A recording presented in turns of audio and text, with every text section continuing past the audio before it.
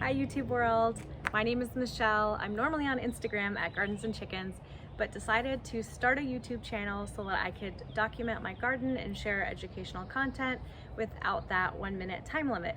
So for my first video, I'm just gonna walk around and show you a tour of the property, kind of what's blooming in late May here in Atlanta. So as far as backyards go, you can see we keep a very child-friendly backyard space. The majority of our yard right now is lawn, and that is because we've got 2 girls and we want them to have space to run around without worrying about hitting plants. We also keep their play structure in the corner, but you know, that doesn't stop me from planting around it. This little shady corner is a relatively new spot.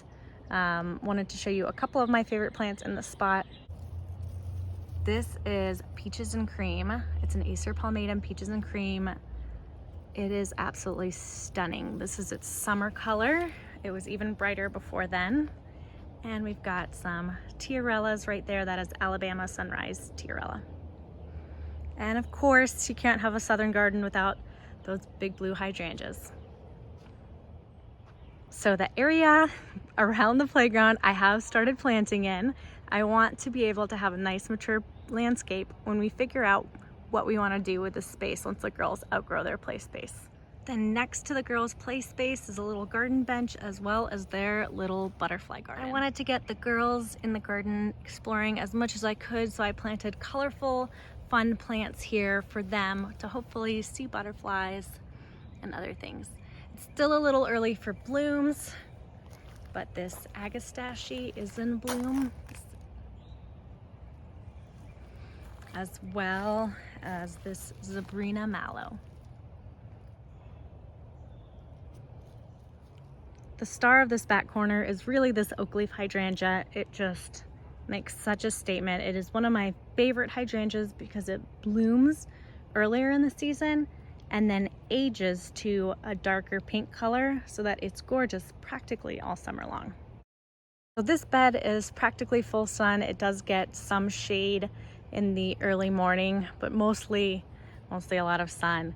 So right now what we have blooming is yarrow. It's been blooming since the early summer. This is moonshine yarrow. And then also powwow white echinacea is coming on behind that. This GM is on its last few blooms. This is Blazing Sunset GM. It stood nice and tall and made quite the debut earlier this year. And then coming around the bend, I've got some hostas. I believe this is Francie hosta. They tolerate a lot more sun than I ever thought they would. My first foxglove.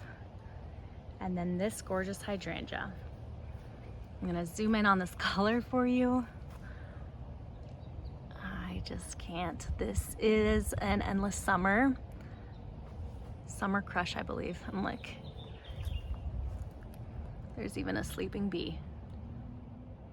And then this bed is something that I will be working to plant up later this fall. This is a Japanese aster. It is such a beautiful plant that blooms all summer long with these dainty, dainty blooms. It's very reliable. And then you could see I marked green tags for where I want to add either some hostas or more perennials so that I can cover up this dying daffodil foliage next year and hopefully make for a more beautiful bed. One of my favorite all-stars in the shade garden is this Japanese painted fern. It's absolutely stunning and just really lights up a shady corner. A conifer for some evergreen interest, and Solomon seal. Over here on the other side of this hammock, you can see some more Japanese painted ferns, a couple of dicentra that are still blooming, and some Bressington blue hostas in the back. Okay, then this is another shady spot that is absolutely glowing. This azalea that is in bloom is a later blooming azalea. It's Hilda Niblet. It is a lower growing azalea that has these big gorgeous blooms that'll either bloom that color or sometimes a mix of pink and white, or sometimes more of a peachy color. Then behind that, I've got some more endless summer hydrangeas. This peachy bloom is a stilbe. I've had great luck growing a stilbe in Georgia. Super reliable, superstar in the shade garden, and just gorgeous.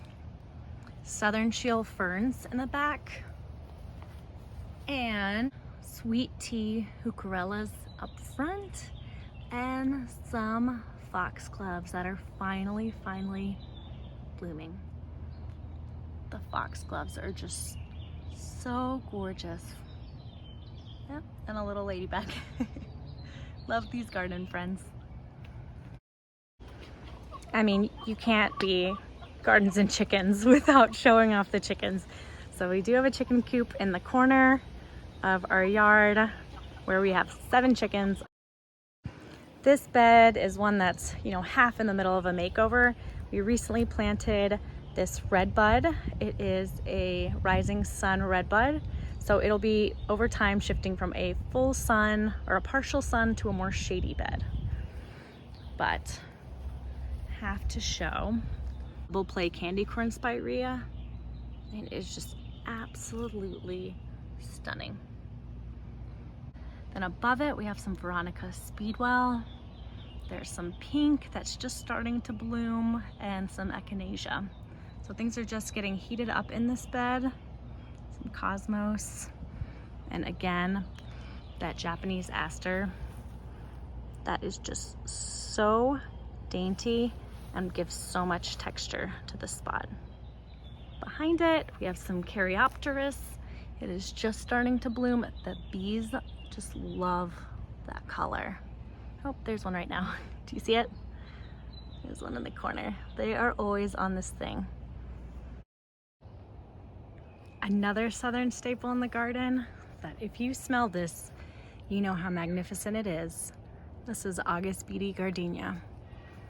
This thing's about to be loaded with buds, but it already is scenting up the entire garden. Also, this right here is a vitex or a chase tree. You can see lots and lots of buds. Nothing in bloom yet, but by the next garden tour it should be. I'll go around the house and then I will show you our little veggie garden and berry patch. This tree, this is fully loaded. This is a Sunracer nectarine, and I cannot wait until this is ready. It's in desperate need of some pruning, but we will get to that soon enough. And then right behind it, these are espalier apple trees that I created with some of those, $25 or $30 trees that you see early on in the season. And we're still training them up. They're still very, very young. Then this is the front of our home. We focused on landscaping the back of our home because that's where we mostly live and enjoy, and have just shifted focus to the front bed. So this will look completely different in the fall because we are giving it a makeover. But right now we have a Viridis Japanese maple that is completely glowing. These David Austin roses were my birthday present. So this is Emily Bronte. This is Sophie's rose. And then Olivia Austin bloomed her head out earlier and she is reloading for now. These are planted from bare root just a few months ago. The Salvia Grégii is a couple of years old now. This is, I believe, from the Mirage series and needs to be cut back, but still gorgeous. And then these are all proven winners, annuals. The lower layer, this is Stormburst verbena. Just that beautiful, beautiful bicolor bloom. Then moving up, we have Carolee Petite Gara. This is a tender perennial in my area, so I'm hoping it comes back. And then behind that, it's not quite higher than the Carolee Petite yet. This is Rockin' Playin' the Blues Salvia. So this should get another foot or two taller and absolutely make a statement here. And then now in bloom is another gardenia in the background. This Crimson Queen Japanese maple is very much a queen right here and in her element. And then I've got a couple of pots on either side of our turquoise bench. We love turquoise in this family. And then this beauty is a Pinky Winky standard or tree form hydrangea. This is from Proven Winners, and it is absolutely stunning. I cannot wait to see it in full bloom. This is definitely one of our favorite DIY projects that we ever did. We built this path and we use it all the time to get back and forth to the veggie garden and the berry patch. This yellow and red right here, that is Sunkissed Coreopsis. There's also some pink dianthus that was more heavily in bloom before, and rose campion. There are a couple of mums that I've kept in this container but look like are about to bloom from last autumn. And that azalea's got a couple blooms left but is mostly done. This shady path is all heucheras and various hostas. Then there's some anemone, a bobo hydrangea, and this gorgeous hydrangea macrophylla. This is an apricot drift rose. It's loaded up with buds and about to explode. So I wish I'd maybe taken this video a couple days later, but very low maintenance, very easy to care for. And then if I turn around, this is our veggie garden. So we grow out of 2 beds only. One bed is always dedicated to tomatoes and flowers, and the other bed is peppers and whatever else. Whatever else in this case happens to be Cape gooseberries or ground cherries. These little delectable guys are my youngest daughter's absolute favorite. She loves them. The other side, we've got different smaller peppers and a melon that I hope to train up this obelisk, but really I don't have much luck with melon. This is my tomato bed. We pretty much grow only tomatoes, different varieties of tomatoes out of this one bed. And then across the arbor, we have cucumber. This is a favorite in May. I hope you can see how fully loaded this is. So this right here is heritage raspberry. It has been producing like crazy. They are delicious. It produces a crop now and then a crop later on in the fall. Then in the middle, I put them in containers because otherwise, you know, those canes go everywhere. This is triple crown thornless blackberry. Also fully loaded across this entire trellis.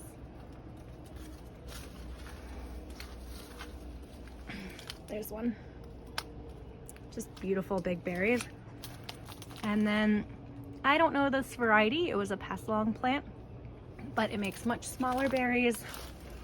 They are very delicious, but much, much smaller. Then in the corner, if I swing around, we have 3 different varieties of blueberries. We did this to extend the eating season for blueberries. So the earliest to ripen, this is pink lemonade. This is a really cool one because it doesn't ripen blue, but ripens more of a pink yellow. The girls love that one. They love anything pink.